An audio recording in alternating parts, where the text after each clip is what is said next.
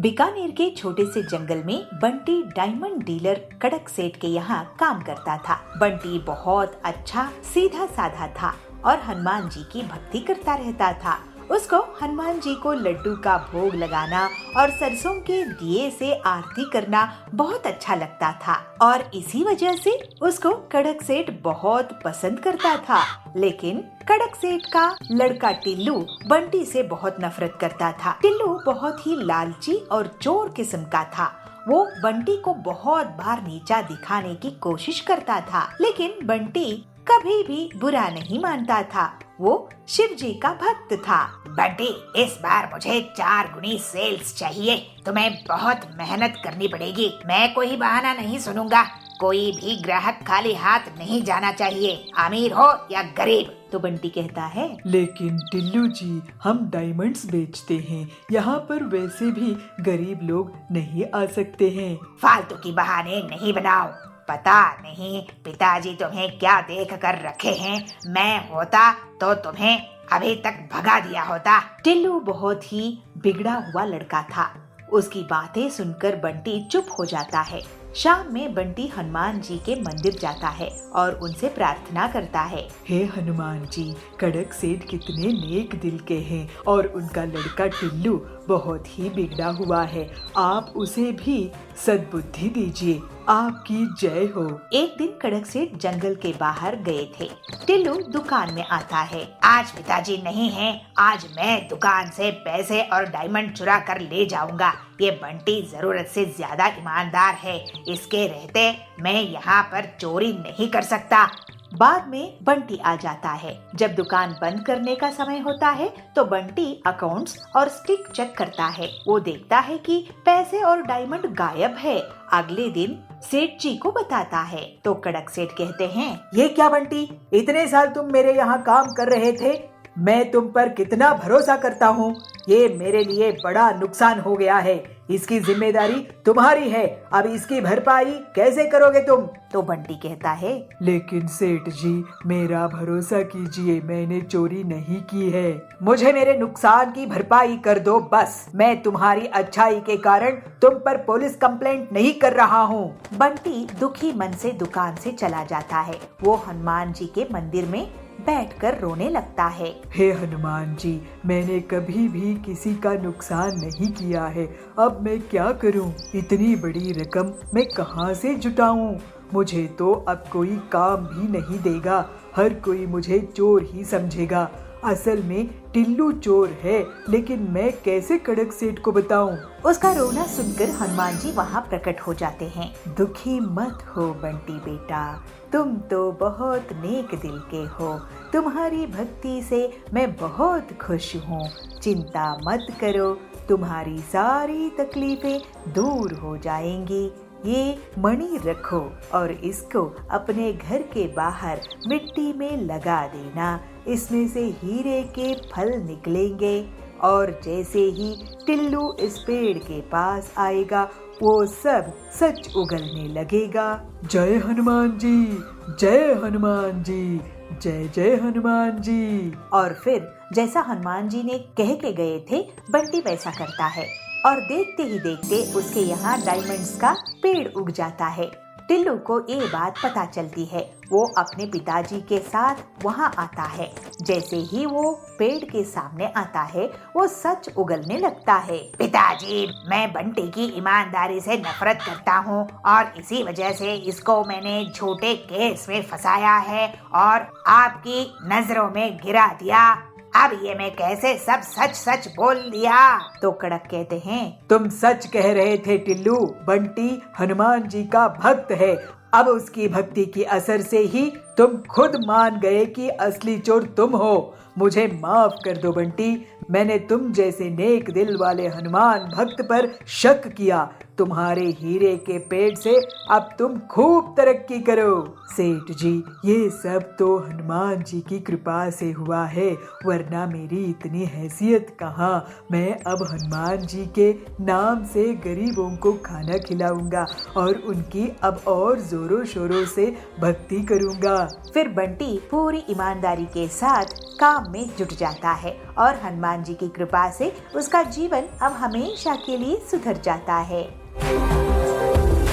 टुन्नू लोमड़ी चोर को पकड़कर उसको पुलिस के हवाले कर देते हैं। पिंकी, दादाजी मुझे माफ कर दो। तू क्यों माफी मांग रहा है? तूने क्या किया? इसलिए क्योंकि मैं रॉकी को जंगल में छोड़ आया था। पर पिंकी बंदरिया और कुन्नू सियार भाई बहन हैं। वो गांव में अपने मम्मी पापा और दादा दादी के साथ रहते हैं। एक दिन स्कूल में आते समय पिंकी बंदरिया की नजर कीचड़ में सने एक कुत्ते पर गई। वो बहुत छोटा था और रो रहा था। पिंकी को उस पर तरस आ गया, इसलिए वो उसके पास गई और अपनी बोतल का बचा पानी उसने उस पर डाला और उसे अपनी गोद में उठा लिया। पिंकी, छोड़ इसे, देखिए कितना गंदा है और कितनी बदबू आ रही है इसमें से। छी, छोड़ इसको। नहीं कुन्नू, मैं इसको नहीं छोड़ सकती। पता नहीं इसके माँ बाप कहाँ हैं और देखो तो बेचारा रो रहा है। मैं इसको अपने साथ लेकर चल रही हूँ, ठीक है ना? पिंकी उस कुत्ते को अपने साथ ले आती है और उसको खाना खिलाती है और उसे अपने पास लेटाकर टीवी भी दिखाती है। कुन्नू ये देख बहुत गुस्सा हो जाता है। पिंकी, उतार इसको,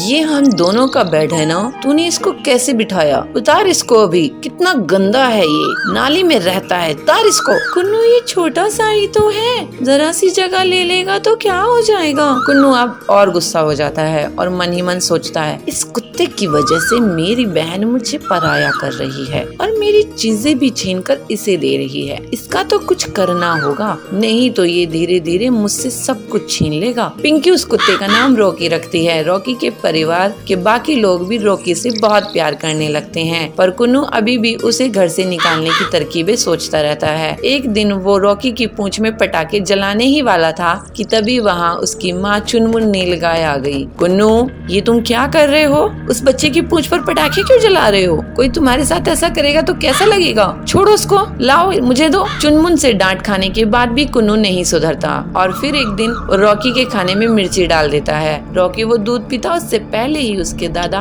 टुन्नू शेर वहाँ पहुँच गए। कुन्नू, ये दूध लाल क्यों है? क्या मिलाया है इसमें? कुन्नू घबरा जाता है। सच सच बोलो कुन्नू। नहीं, कुछ भी नहीं दादाजी, वो तो ऐसे ही हो गया। मैं जानता हूँ तुम रॉकी को जरा भी प्यार नहीं करते हो और उसे घर से निकालना चाहते हो, पर बेटे ये बेचारा भी बहुत छोटा है, तो जानता भी नहीं कि तुम इसके साथ क्या क्या कर रहे हो। इसलिए ये सब छोड़ो और उसके साथ प्यार से पेश आओ, ठीक है? दादा के समझाने पर भी कुन्नू नहीं समझता और फिर एक रात वो रॉकी को लेकर जंगल में चला जाता है और उसे कहीं दूर छोड़ाता है और घर आकर सो जाता है। अब उस रॉकी को मैं ऐसी जगह छोड़ कर आया हूँ जहाँ से वो चाह कर भी वापस नहीं आ सकता और मैं जीऊंगा चैन की जिंदगी। अंधेरी रात हो चुकी थी, घर में सब सो चुके थे कि तभी एक लोमड़ी चोर उनके घर में घुस जाती है और एक एक करके घर का सारा कीमती सामान चुरा लेती है। पर जैसे ही वो घर के बाहर कदम रखती है वैसे ही रॉकी भौंकने लगता है और घर वाले सारे लोग जाग जाते हैं। तब तक रॉकी लोमड़ी चोर को हिलने तक नहीं देता। अच्छा, तो ये चोर हमारे घर में चोरी करने आया था। शाबाश रॉकी, अगर आज तुम नहीं होते पता नहीं क्या हो जाता। टुन्नू लोमड़ी चोर को पकड़कर उसको पुलिस के हवाले कर देते हैं। पिंकी, दादाजी मुझे माफ कर दो। तू क्यों माफी मांग रहा है? तूने क्या किया? इसलिए क्योंकि मैं रॉकी को जंगल में छोड़ आया था, पर पता नहीं ये वापस कैसे आया। यही तो खासियत है मेरे दोस्त की। रॉकी, मुझे माफ कर दे प्लीज। सॉरी यार, अब हम दोस्त बन सकते हैं, तू दोस्ती करेगा मेरे से? रॉकी अपना एक पैर आगे बढ़ाता है और अब दोनों के बीच दोस्ती हो जाती है। रॉकी कुन्नू का भी दोस्त बन जाता है और फिर सब खुशी खुशी रहते हैं।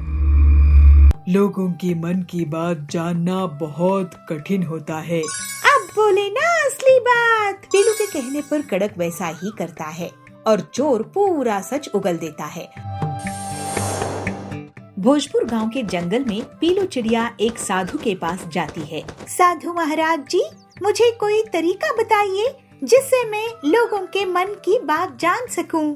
लोगों की मन की बात जानना बहुत कठिन होता है बेटी, लेकिन तुम्हें मैं एक सैनिटाइजर देता हूँ। तुम इससे जिस पर भी छिड़काओगी वो सच बोल पड़ेगा।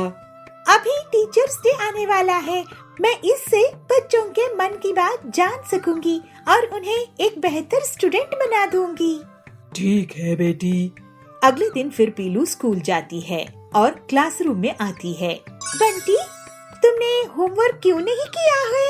ओ ना मैडम जी, टीचर्स डे की तैयारी कर रहा था तो टाइम कैसे निकला पता ही नहीं चला।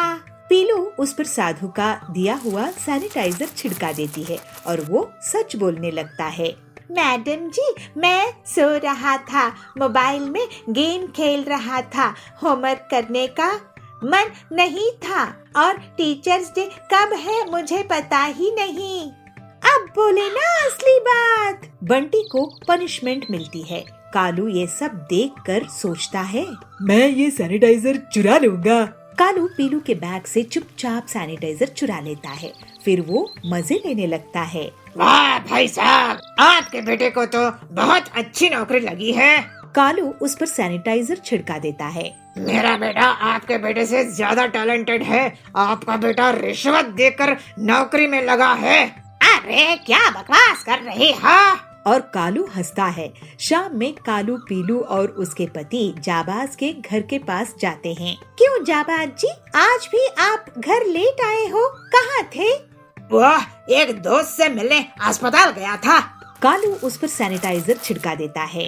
अरे मैं कोई अस्पताल नहीं गया था। तुम टीचर हो ना, तो तुम्हारी डांट से डर लगता है तो थोड़ा झूठ बोल दिया। मैं तो बार में गया था।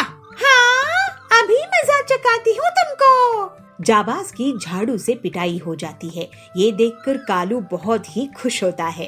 तभी पीलू उससे सैनिटाइजर छीन लेती है और कालू को डांट लगती है। कालू, ये तुम स्टूडेंट्स के भले के लिए था, तुम्हारी मस्ती के लिए नहीं। अब तुम टीचर्स डे में 5 ऐसे लिख कर लाओगे।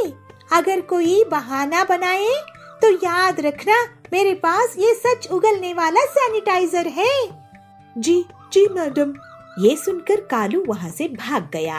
अरे पीलू, ये साधु का दिया सैनिटाइजर इतना असरदार है, ये तुम इससे कड़क की मदद क्यों नहीं करती? सुना है वो एक बहुत बड़े चोर को पकड़कर लाया है, लेकिन वो पैसा कहाँ छुपाया है ये नहीं बता रहा है।